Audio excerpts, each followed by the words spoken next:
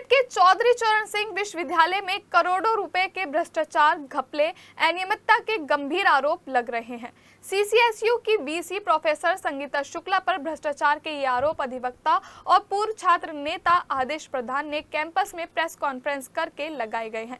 आदेश प्रधान ने audit report का हवाला देते हुए अनियमितता और भ्रष्टाचार के आरोप लगाए हैं कि वित्तीय वर्ष 2022 और 2023 में ऑडिट रिपोर्ट में 11 करोड़ से ज्यादा के धनराशि के व्यय पर सवाल खड़ा किया गया है और 24-25 में 5 करोड़ रुपए की धनराशि खर्च करने पर भी उंगली उठाई गई है। अधिवक्ता आदेश प्रधान ने 39 लाख उत्तर पुस्तिकाओं की खरीद बिना टेंडर के करने का आरोप भी लगाया है और नासर और रूबी बानो नाम के 2 कर्मचारियों की अवैध नियुक्ति पर सरकारी धन के गबन करने का आरोप लगाकर भी सनसनी फैला दी है।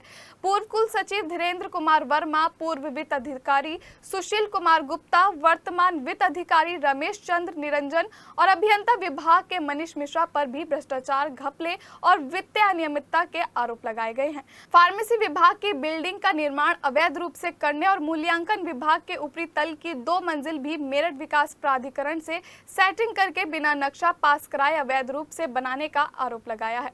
अधिवक्ता आदेश प्रधान ने सीसीएसयू में अवैध बिल्डिंग पर मेड़ा से बुलडोजर एक्शन करने की मांग की है और इस भ्रष्टाचार और घपले की शिकायत राज्यपाल और सीएम से भी की है। सीसीएसयू में प्रेस कॉन्फ्रेंस करने के बाद रजिस्ट्रार का ऑफिस का भी घेराव किया गया।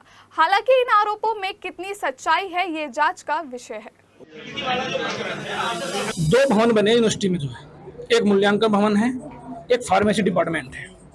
दोनों भवनों के बिना नक्शा पास कराए पूरी बिल्डिंग खड़ी कर दी इन्होंने, जो है लगभग उसमें 14 करोड़ के समथिंग का मामला है। अच्छा, जिसमें जो कैग की रिपोर्ट है, जो यूनिवर्सिटी की हमारी रिपोर्ट ऑडिट ऑब्जेक्शन होता है, उसमें साफ साफ ये लिखा हुआ है कि आपने नियम के विरुद्ध कार्य किया है। ठीक है। उसके साथ साथ में हमारे यूनिवर्सिटी में जो नियम होते हैं 1900 मैं आपसे बता दूं 1973 के प्रावधान जो यूनिवर्सिटी में लागू होते हैं, कोई प्रावधान इन्होंने कोई लागू नहीं किया। उसके अनुसार कोई भी फर्नीचर का काम हो, चाहे मरम्मत का कार्य हो, सड़क का काम हो, कंप्यूटर का काम हो, उसमें बड़े पैमाने पे इन्होंने घपलेबाजी करी। घपलेबाजी करने के बाद में जो ऑडिट में जो ऑब्जेक्शन आया उसमें लगभग ये मान के चलिए आप 15 करोड़ एक ऑब्जेक्शन आया है, 11 करोड़ का आया है।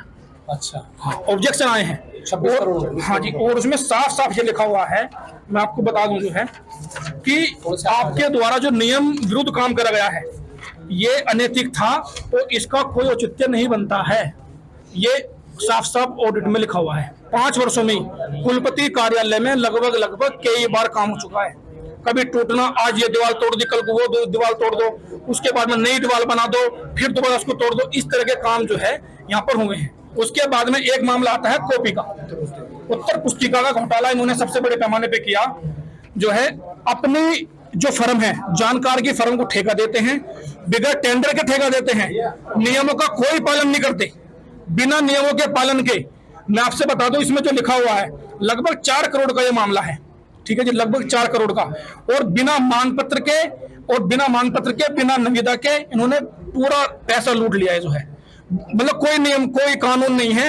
आप आइए, केवल इनको कमीशन दीजिए और तुरंत जो है आपको टेंडर मिल जाएगा। जो है हमने अभी तो फिलहाल अब मुख्यमंत्री को राजभवन, उसके साथ साथ में हमने प्रधानमंत्री को भी एक सेट भेजा है कि इस यूनिवर्सिटी में कुलपति के घर पे आवास पे 2 लोग रहते हैं, जो ग्वालियर में आवास है, रूबी बानो और नासर। उनकी नियुक्ति इन दोनों ने फर्जी तरीके से यूनिवर्सिटी में एक जीए थिएटर कंपनी के नाम से है, उसके द्वारा दिखा दी। दिखाने के बाद में उसकी शिकायत हुई। शिकायत होने पे उन्होंने राजभवन को झूठा जवाब दिया। राजभवन आरजीआर पर झूठा जवाब दिया इन्होंने कि इन्होंने केवल मात्र यहाँ 2 महीने नौकरी करी है। जब मैंने उस पर आरटीए डाली, आरटीए डालने के बाद में तो मेरे पास में क्या हुआ, मैंने एक आरटीए के अलावा और डाली, तो उस आरटीआई में वो सारे कागज मेरे पास में आ गए, रूबी बानो के और नासर के। इनको पता भी नहीं था। फिर हमने उसकी बात जाके रही, मैंने कि जो एफसी साहब हैं, हम गए उनके पास में, मगर आपके द्वारा इनका सत्यापन कैसे किया जा रहा है? जब ये कुलपति आवास में कार्य करते हैं, जब ये कुलपति आवास में नौकरी करने हैं, तो तुम हाजिर सत्यापन कैसे कर सकते हो? हमने उनसे पूछा तो वो लाल पसीने में हो गए। उसके बाद में जो है जो भी कोई जहाँ पे शिकायत करनी है आप शिकायत कर लो, मेरा कुछ नहीं होने का। मेरठ विकास प्राधिकरण से ये पूछना चाहेंगे कि जब गरीब और नौजवान, गरीब की, पीड़ित की, शोषित की जो 100 गज के मकान है वे तो तोड़े जा रहे हैं, आपने बिना अनुमति के कैसे यूनिवर्सिटी में बिल्डिंग बनने दी? विकास प्राधिकरण भी शामिल है इस पूरी प्रक्रिया में। आपके वहां अगर नक्शा पास नहीं था तो आपने बिल्डिंग कैसे बनने दी? पूरे मेरठ में तोड़फोड़ मचा रखी है आपने। क्या यूनिवर्सिटी नहीं दिखती आपको? सरकारी विभाग नहीं दिखता आपको? बुलडोजर क्यों नहीं होना चाहिए? होना चाहिए भाई। आपने बुलडोजर से ना मुकदमा दर्ज होना चाहिए।